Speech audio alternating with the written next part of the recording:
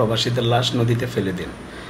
আমি আবারও বলছি, প্রবাসীদের যারা মারা যায়, প্রবাসী লাশগুলো নদীতে ফেলে দিন, নদীর তলদেশে লাশগুলো ফেলে দিন। সেখানে মাছ, যে সাগরের বিশাল আকৃতির মাছ আছে, সেই মাছগুলো প্রবাসী লাশগুলো খেয়ে ফেলুন। আসসালামু আলাইকুম, আমি ইমাম হুসাইন, ট্রাভেলার ইমাম চ্যানেলের পক্ষ থেকে আপনাদের সকলকে অভিনন্দন জানাচ্ছি। আজ আমার আলোচনার বিষয় হচ্ছে প্রবাসীদের নিয়ে। তো প্রবাসীদের যে বর্তমান যে সারা পৃথিবীতে যে মহামারীটি চলছে, সেই মহামারীতে যে প্রবাসীদের কী অবস্থান এবং যে প্রবাসীরা যে করোনায় আক্রান্ত এবং সেই প্রবাসীদের সাম্প্রতিক যে বিষয়গুলো, সেই বিষয়গুলো নিয়ে আমি আলোচনা করব। যাচিত অযাচিত অনেক বিষয় নিয়ে আমি আলোচনা করব। তো আলোচনার পূর্বে আমি অগোছালো অনেক কথাবার্তাই বলবো। তার পূর্বে আমি সকল প্রবাসী এবং বাংলাদেশের যারা ভিডিওটি আমার সারা দেশ বিদেশে যারা দেখছেন, তাদের সকলের কাছে আমি অগ্রিম ক্ষমা চেয়ে নিচ্ছি। এখানে যারা অনেকগুলো অগোছালো কথা বলবো। তো আমার আলোচনা প্রথমেই থাকবে করোনা ভাইরাসের যে আমাদের বাংলাদেশে প্রায় পৃথিবীর বিভিন্ন দেশে, ইউরোপ, আমেরিকা থেকে শুরু করে মধ্যপ্রাচ্য এবং এশিয়াতে বিভিন্ন দেশগুলোতে প্রায় আমাদের 1.5 কোটি প্রবাসী বসবাস করছে এবং আমাদের রেমিটেন্স যোদ্ধা আমরা যাদেরকে বলি, তো তারা সেখানে অবস্থান করছে। তো সেই যে বিষয়টি নিয়ে আমি আলোচনা করব। তো বাংলাদেশে আমাদের যে প্রেক্ষাপট, আমাদের মাননীয় প্রধানমন্ত্রী অনেক উদার এবং উনি মহানুভবতার প্রমাণ দিয়েছেন। ইতিমধ্যে এই সমস্ত দূতাবাসগুলোকে উনি নির্দেশ দিয়েছেন যে সমস্ত বৈধ অবৈধ প্রবাসী যারা আছে তাদের সকলকে তাদের প্রাপ্য ন্যায্য যে তাদের যে কাঙ্ক্ষিত সেবা, সেই সেবাটি দেওয়ার জন্য উনি নির্দেশ দিয়েছেন। তো এই দূতাবাসগুলোর অবস্থান সম্পর্কে আমি আজ আপনাদের সাথে আলোচনা করব। সেই দূতাবাসগুলোর কাজ কী? তো যেমনটি দেখুন, আমি অনেকগুলো প্রবাসীর সাথে কথা বলেছি। ইভেন আমি ভিডিওটি করার কিছুক্ষণ পূর্বেও আমি দুবাইতে কথা বলেছি। তো আমি কথা বলে আমি প্রবাসীদের সাথে যেটি জানতে পেরেছি, আমার কাছে বেশ কিছু ডকুমেন্টস আমার কাছে আছে এবং আমি বেশ কয়েকটি, আপনারা জানেন আমি পৃথিবীর অনেকগুলো দেশ, ভারতের কি দেশ আমি ট্রাভেল করেছি। আমি নিজেও দেখেছি যে প্রবাসীরা কী ভুক্তভোগী এবং প্রবাসীদের কী পরিমাণ লাঞ্ছিত এবং বঞ্চনার শিকার হতে হয় অ্যাম্বাসিতে। তো এখন যে বর্তমান যে সাম্প্রতিক যে বিষয়টি করোনা ভাইরাস, সেই করোনা ভাইরাসের মধ্যে প্রবাসীরা কেমন জীবনযাপন করছে, এই এত কিছুর মধ্যেও যেখানে সারা পৃথিবী লকডাউন, সেই এত কিছুর মধ্যেও প্রবাসীরা গত এপ্রিল মাসে পুরোটাই, যেখানে বাংলাদেশের লকডাউন ছিল, সীমিত আকারে বাংলাদেশি কিছু ব্যাংক, কিছু সংখ্যক তারা শাখা চালু রেখেছে। এই সামান্য শাখার মধ্যেও 2 ঘন্টার মধ্যেও প্রবাসীরা প্রায় 9,000 কোটি টাকার বেশি তারা বাংলাদেশে প্রেরণ করেছে। কারণ তারা নিজে না খেয়েও তারা যেভাবে টাকাটি বাংলাদেশের মানুষের কথা চিন্তা করে, 17 কোটি মানুষের কথা চিন্তা করে, তাদের পরিবার পরিজনের কথা চিন্তা করে তারা টাকাগুলো প্রেরণ করেছে। কিন্তু সেই রেমিটেন্স যোদ্ধা তাদের কী অবস্থা, দূতাবাসগুলো থেকে তারা কী ধরনের সহায়তা, ত্রাণ সামগ্রী তারা পাচ্ছে। তো আপনারা জানেন, যেহেতু যেই দেশগুলোতে তারা অবস্থান করছে, বিশেষ করে মিডল ইস্টে, তো সেখানে তারা আইনগুলো খুবই কড়া। যেহেতু লকডাউন ঘোষণা করেছে, সেখানে বের হওয়া খুবই মুশকিল। তো যেহেতু সেখানে আমাদের প্রায় 30 লাখ, কোনো দেশে 40 লক্ষ প্রবাসী বসবাস করছে, বিশাল একটি শ্রমবাজার আমাদের। তো সেই শ্রমিকদের অ্যাম্বাসিতে তারা যখন তাদের দুঃখ দুর্দশার কথা অ্যাম্বাসিতে শেয়ার করছে, অ্যাম্বাসি থেকে তারা তো কাঙ্ক্ষিত সেবাটি তারা পাচ্ছে না। আমি কিছুক্ষণ আগে যেমনটি বলেছিলাম, কথা বলেছি, তো উনি বলছেন, উনি অ্যাম্বাসিতে উনি খবর বলেছেন যে ভাই আমরা এক রুমে 7 জন বসবাস করছি। হোয়াটসঅ্যাপে উনি কথা বলেছেন যে আমাদের জন্য ত্রাণ সামগ্রী আমাদের দরকার, আমরা আজকে 2 মাস একটি বাসার মধ্যে লকডাউনে আছি, তো যদি সম্ভব হয় আমাদের জন্য কিছু সাহায্য সামগ্রী আমাদের জন্য পাঠান, অথবা কিভাবে আমরা সেই সাহায্যটি পেতে পারি। কিন্তু অ্যাম্বাসি থেকে কোনো ধরনের এই কাঙ্ক্ষিত সেবা এবং পাবে কি না এই ধরনের কোনো নিশ্চয়তা ওনারা দেননি। এবং এটি গেল দুবাইয়ের ব্যাপার। এবং মালয়েশিয়াতে কিছুদিন আগে আপনারা ফেসবুক, ইউটিউবে আপনারা দেখেছেন, উনি সরাসরি একজন প্রবাসী, উনি লাইভে উনি ফোন করেছেন অ্যাম্বাসিতে। উনি বলেছেন যে আমি বৈধ মালয়েশিয়াতে আছি, কিন্তু আমার খাবারের দরকার, আমি খাদ্য সংকটে আছি। অ্যাম্বাসি থেকে যিনি কর্মকর্তা আছেন উনি বলেছেন যে খাদ্য শেষ হয়ে গেছে। তো যিনি প্রবাসী আছেন তিনি বলেছেন খাদ্য শেষ হলো কীভাবে, খাদ্য আসছে গত পরশু, 2 দিনে কীভাবে খাদ্য শেষ হয়।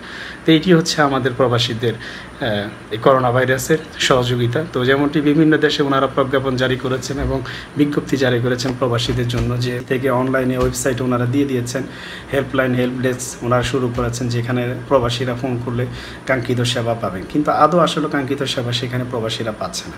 শুধু করোনা ভাইরাস না, পৃথিবী যে কোনো দেশে আমি গিয়েছি, যেমন প্রবাসীদের সব থেকে বড় বিড়ম্বনা হচ্ছে তাদের পাসপোর্টটি যখন তাদের মেয়াদটি শেষ হয়ে যায়, যখন তারা বাংলাদেশে অ্যাম্বাসিতে, দূতাবাসগুলো, মিশনে যখন তারা বাংলাদেশ তাদের পাসপোর্টটি রিনিউ করার জন্য জমা দেয়, তখন তাদের বিরাট ভোগান্তির একটি শিকার তাদের পোহাতে হয়। যেখানে এক মাস সময় লাগার কথা, সেখানে তাদের 6 মাসও দেখা যাচ্ছে, 6 মাসও তাদের সেখানে ভোগাইতে হয়।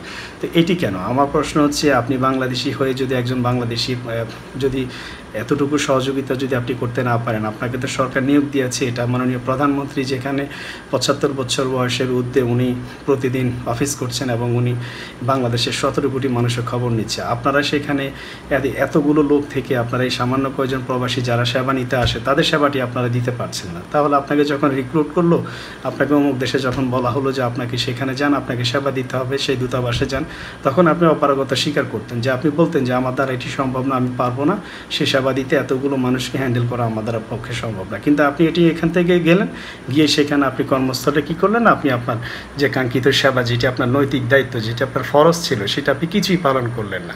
সেখানে বাংলাদেশি প্রবাসীরা, প্রচুর প্রবাসী সেখানে ব্যবসা করে, তাদের ব্যবসার বিভিন্ন ধরনের কাগজপত্র সংশ্লিষ্ট দেশের তাদের এম্বাসিতে বিভিন্ন এই দপ্তরে ওনাদের জমা দিতে হয়। বাংলাদেশ এম্বাসির অ্যাটাস্টেশনের দরকার হয়, সত্যায়িত দরকার হয়। তো সেটির জন্য ওনারা যায়, সেটিও প্রবাসীরা পায় না। কারণ এটি আমি নিজে দেখে এসেছি, এটি আমি নিজে দেখেছি। শত শত হাজার হাজার বাঙালি সিরিয়াল, সকাল থেকে রাত পর্যন্ত সিরিয়াল ধরে দাঁড়িয়ে আছে, তাদের সাথে খুব দুর্ব্যবহার করা হচ্ছে, তাদের সাথে মনে হচ্ছে যে এরা বিনদেশি নাগরিক, এদের সাথে এভাবে ব্যবহার করা হচ্ছে। কিন্তু প্রবাসীরা এখানে একেবারে অসহায়, যেটি অসহায়। আমি এর পরবর্তীতে আমি যে ভিডিওগুলো আপলোড করব, আমি আশা করি আপনাদের প্রবাসীদের দুঃখ দুর্দশা নিয়ে আমি আমার চ্যানেলে দিব। তো প্রবাসীদের এই দুঃখ দুর্দশা দেখার জন্য আপনাদেরকে সেখানে নিয়োগ দেওয়া হয়েছে। কিন্তু আপনারা কি করলেন, আপনারা আপনার নীতি, আদর্শ, নৈতিকতা, মনুষ্যত্ব বোধ আপনি ভুলে আপনি কি করলেন, আপনি নিমজ্জিত হয়ে গেলেন, ডুবে গেলেন, আপনি আপনার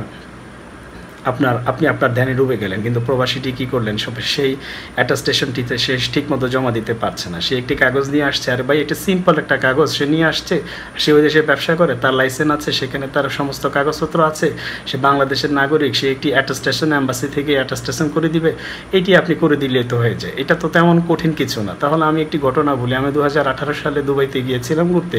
তো সেখানে আমার এক রিলেটিভ আমাকে বললেন যে চলো তোমাকে Dubai roads and transport authority অফিসে নিয়ে যাব, আমার ড্রাইভিং লাইসেন্সটি এক কোণা ভেঙে গেছে, সেটি ব্যাপারে। তো আমি আর ওনাকে কিছু জিজ্ঞেস করিনি। যখন আমি সেখানে গেলাম অফিসে, যাওয়ার পরে দেখলাম রিপ্লেসমেন্ট লেখা আছে। তো সেই করিডোর আমরা ঢুকলাম, ঢুকার পরে দেখা আছে রিপ্লেসমেন্ট ড্রাইভিং লাইসেন্স, রিপ্লেসমেন্ট মানে পুনরায় রিনিউ করার জন্য।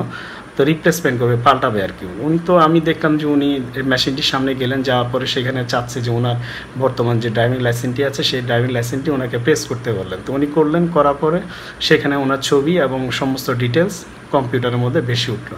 এরপর ওনাকে দেখা যায় যে উনি কী করতে আসছেন, তখন উনি রিপ্লেসমেন্টে চাপ দিলেন। চাপ দেওয়ার পর ওনাকে ওই দেশের নির্দিষ্ট একটি অ্যামাউন্ট ওনাকে চাচ্ছে। তখন উনি মেশিনের একটি ফাঁক আছে, সে ফাঁক দিয়ে উনি নির্দিষ্ট দিরহামটি যখন ঢুকানোর পর আমরা কম্পিউটারে দেখতে পাচ্ছি, কম্পিউটার সুন্দর ওনার ড্রাইভিং লাইসেন্সটি প্রিন্ট হচ্ছে এবং 20 থেকে 30 সেকেন্ডের মধ্যে ওনার ড্রাইভিং লাইসেন্সটি প্রিন্ট হয়ে অটোমেটিক্যালি সেটি পড়ে গেছে নিচে এবং আমরা সেখান থেকে নিয়ে আমরা সেখান থেকে 5 মিনিটের মধ্যে চলে আসছি। তাহলে সেই দেশে, দুবাইয়ের মতো দেশে যদি এরকম সুন্দর সুযোগ সুবিধা, একটি সার্ভিস সেই দেশের গভর্নমেন্ট যেই কোনো দেশের নাগরিকদের জন্য দিতে পারে, তাহলে আপনারা সেই দেশে থেকে আপনারা দিতে পারেন না?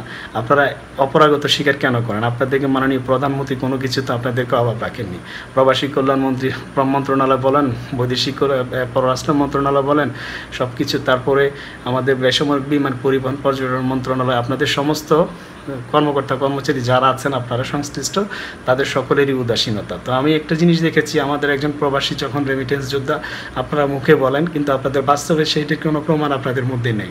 সেটি বাস্তবে কোনো রূপ কিংবা প্রমাণ আপনারা বাস্তবে সেটি দেন না। আপনারা মুখেই বলেন রেমিটেন্স যোদ্ধা, আমাদের প্রবাসী যোদ্ধা, আমাদের এসে। তো প্রবাসী রেমিটেন্স যোদ্ধা যদি হয়, তাহলে আমাদের যে এয়ারপোর্টে যে 1 নম্বর টার্মিনালটি আছে, সেটি প্রবাসীদের জন্য ছেড়ে দিন না, সেটি সরকারের কাছে আপনারা আবেদন করেন। আপনারা তো সমস্ত উচ্চপদস্থ সরকারি আমলা, আপনারা বড় বড় কর্মকর্তা, বিসিএস ক্যাডার, আপনারা সে পৃথিবীর বিভিন্ন দেশে আপনারা নিয়োগপ্রাপ্ত আপনারা আছেন, আপনারা সেই সরকারের কাছে আবেদন করেন যে আমাদের প্রবাসীদের জন্য যে আমাদের 1 নম্বর টার্মিনালটি, সেটি আপনার সম্পূর্ণ ছেড়ে দেওয়া হোক, তারা উঠানামা করবে, এটা দিয়ে যাবে। কিন্তু না, আপনারা এগুলো করবেন না।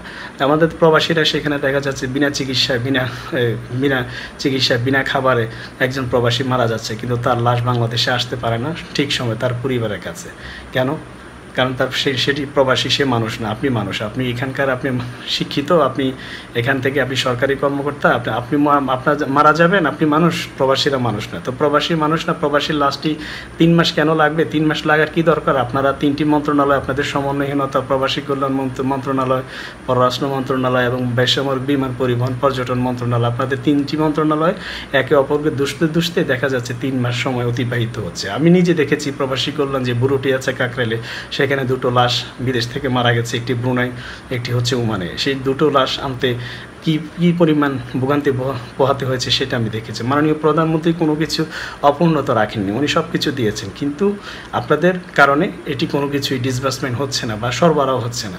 তো এত কিছু কি দরকার? প্রবাসীর লাশটি আপনারা সে দেশে নদীতে ফেলে দিন বা সাগরে ফেলে দিন, সেটি তলদেশে চলে যাক, সেটি সাগরের বিশাল আকৃতির মাছ খেয়ে ফেলুক, তাহলে তো আর আপনাদের কষ্ট হয় না, লাশটি বাংলাদেশে আসতে হয় না। এই লাশ বাংলাদেশে আসতে আপনাদের 3টি মন্ত্রণালয়ের সমন্বয়হীনতা, একে অপরকে ঠেলাঠেলি করতে হয় না, লাশটি পড়ে যাক, লাশটি মাছে খেয়ে ফেলুক, ঠিকানা বাড়িতে ফেলে দিন যে এটি আমরা দাফন সম্পূর্ণ করে ফেলেছি, তাহলে তো আপনাদের আর কষ্ট করতে হয় না। মানবতা এবং মনুষ্যত্ব, বিবেকবোধ আপনাদের হারিয়ে ফেলেছেন আপনারা। আপনাদের কি বলবো? আপনাদের বলার মতো ভাষা আর কিছু নেই। আপনারা জানেন প্রবাসীরা এত কিছুর মধ্যেও সেই এপ্রিল মাসে যেখানে লকডাউন, সেখানে এত কিছুর মধ্যেও প্রবাসীরা 9,000 কোটি টাকার উপরে পাঠিয়েছে। প্রবাসীরা আসলে বোকা। প্রবাসীদের লাশ কেন নদীতে ফেলবেন না? প্রবাসীদের লাশ অবশ্যই নদীতে ফেলে দিবেন। প্রবাসীদের লাশ নদীতে অবশ্যই ফেলে দেবেন। কারণ প্রবাসীদের লাশ কেন ফেলবেন জানেন? কারণ প্রবাসীরা আমাদেরকে দামি দামি মোবাইল চালাতে শিখিয়েছে। এই দেশে যে বর্তমান যে বাংলাদেশের শতভাগের মধ্যে 75% মানুষ যারা মোবাইল ইউজ করে, তাদের কিন্তু এই সমস্ত মোবাইলগুলো কিন্তু প্রবাসীদেরই দেওয়া। এবং দামি দামি যে টেলিভিশন দেখেন, LED দেখেন, এগুলো দেখানো, মানুষকে দেখানো শিখিয়েছে কিন্তু প্রবাসীরা। এই কারণেই প্রবাসীর লাশ নদীতে ফেলে দেওয়া উচিত। এবং এই বাংলাদেশে যে দামি মানুষদেরকে, যারা খেতা গায়ে দিয়েছে ঘুমাতো, সেই সমস্ত মানুষদেরকে দামি কম্বল গায়ে দেওয়া শিখিয়েছে এই প্রবাসীরা। এই কারণেই বলছি প্রবাসীদের লাশ নদীতে ফেলে দেন। দামি ঘড়ি হাতে দেওয়া শিখিয়েছে প্রবাসীরা, দামি কসমেটিক্স হাতে দেওয়া, শরীরে মাখা শিখিয়েছে প্রবাসীরা। একজন প্রবাসী যখন 50 কেজি মাল নিয়ে আসে, তার মধ্যে দেখা যাচ্ছে সব কিছুই হচ্ছে আমাদের বাংলাদেশের জন্য, এগুলো হচ্ছে নতুন পাওয়া।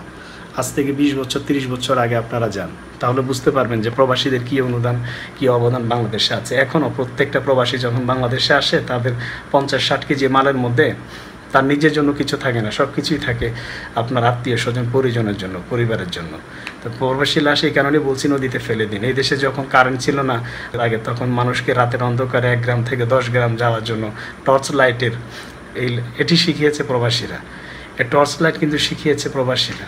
দামি দামি কসমেটিক্স, ঘড়ি, এগুলো শিখিয়েছে প্রবাসীরা। ট্যাপ রেকর্ডারে যে আমরা গান শুনতাম, সেই ডিউস কিন্তু এই প্রবাসীরাই শিখিয়েছে, প্রবাসীরা এনে। তো এই কারণে বলছি প্রবাসীদের লাশ নদীতে ফেলে দিন। প্রবাসীদেরকে এভাবে তুচ্ছ-তাচ্ছিল্য না করে, যখন মারা যায় কোনো দরকার নেই বাংলাদেশের লাশটি আনার, আপনারা ফেলে দিন। মাননীয় প্রধানমন্ত্রী এত সচেতনতা, এত কিছু দেওয়ার পরে, এত অর্থ, এত বরাদ্দ দেওয়ার পরও সেখানে আপনারা প্রবাসীদেরকে তুচ্ছ-তাচ্ছিল্য করছেন, সে কাঙ্ক্ষিত সেবাটুকু দিচ্ছেন না। প্রত্যেকটা এম্বাসিতে যদি একজন প্রবাসীকে দাঁড় করিয়ে দিয়ে বলা হয় টেলিভিশনের সামনে যে আপনি বাংলাদেশ দূতাবাস সম্পর্কে কিছু বলেন, আমি বলতে পারবো উনি 1 মাস বলবেন, তারপরও ওনার কমপ্লেনের বা অভিযোগের ওনার শেষ হবে না। 1 মাস বলবে, সেই প্রবাসীটি 1 মাস বলবে, কিন্তু তার অভিযোগ শেষ হবে না প্রত্যেকটা এম্বাসি সম্পর্কে। এবং যে দেশে বলেন, দুবাই বলেন, কাতার বলেন, ওমান বলেন, সৌদি বলেন, বাহরাইন বলেন, প্রত্যেকটা দেশে, মালয়েশিয়া, সিঙ্গাপুর বলেন, প্রত্যেকটা দেশে প্রবাসীরা এভাবে তারা লাঞ্ছিত হচ্ছে, বঞ্চনার শিকার হচ্ছে। কেন? আমি সরকারি সকল কর্মকর্তা কর্মচারীদের প্রতি বিনীত অনুরোধ করব, প্রবাসীদের প্রতি একটু সহায় হন। তারাও আমার মতোই, তারা আপনার আত্মীয় স্বজন, আমার আত্মীয় স্বজন, আপনার হয়তো আপনার বাবার আত্মীয় হতে পারে, আপনার মায়ের দিক দিয়ে আত্মীয় হতে পারে, আপনার দিকে আত্মীয় হতে পারে। তারা তো সব থেকে বড় জিনিস হচ্ছে তারা বাংলাদেশি। তাদের প্রতি কেন আপনার অবহেলা করবেন? তারা সেখানে ব্যবসা করছে, আপনারা জানেন একজন ব্যবসায়ী সেখানে কত টাকা বিনিয়োগ করছে। সে একটি কাগজ নিয়ে আসছে, সে দেশে মন্ত্রণালয় সেটি সাবমিট করবে। সে একটি রেস্টুরেন্ট দিয়েছে, সে একটি গাড়ি কিনেছে, সে একটি হোটেল দিয়েছে, সে একটি বাড়ি কিনেছে, সে বিভিন্ন ধরনের লাইসেন্স করেছে। সে লাইসেন্সটি অ্যাটাস্টেশন দরকার হয় বাংলাদেশ এম্বাসির, যেহেতু সে বাংলাদেশের নাগরিক। সেটি করতে গিয়ে আপনাদের কাছে জমা দিয়ে আসতে হয়, সেটি 1 মাস 2 মাসও লেগে যায় আপনারা সেটি ক্লিয়ারেন্স দিতে। কেন আপনারা সে ড্রাইভিং লাইসেন্সের মতো দেন না? আপনাদের কাছে অনুরোধ করি, আপনারা সেই ড্রাইভিং লাইসেন্সের মতো প্রবাসীদেরকে সেই সুযোগটি আপনারা দিন। প্রবাসীদের প্রতি সহায় হন। প্রবাসীরাও তো মানুষ। এই প্রবাসীরা না থাকলে বাংলাদেশের আজকে কী অবস্থা হতো আপনারা নিজেরাই জানেন। তো এই জন্য বলছি প্রবাসীদেরকে অবহেলা অবজ্ঞা না করে তাদের প্রতি একটু সুদৃষ্টি দিয়ে বলছি। কিছু প্রবাসী আছে তারা কথাবার্তার তাদের কিছু লাগাম ছাড়া কথা বলে। সবাই তো এক না, সবাই যদি এক হতো তাহলে কি সবাই হাতের আঙ্গুল তো সব এক না, আপনাদেরকে তো মেনে নিতে হবে, কারণ আপনাকে বুঝতে হবে তারা সেখানে কাজ করতে গেছেন এবং সবাই এক না। আর বাংলাদেশ থেকে এখন যেই পরিমাণ প্রবাসী যাচ্ছে, যেহেতু আমি ট্রাভেলসের সাথে জড়িত, প্রায় ম্যাক্সিমামই দেখা যাচ্ছে অনার্স মাস্টার্স কমপ্লিট করা, ন্যূনতম ইন্টারমিডিয়েট পাস করা বা এইচএসসি পাস করা ছেলে পেলে যাচ্ছে। তারা কিন্তু অবুঝ না, অশিক্ষিত না, তারা কিন্তু ব্যবহার জানে।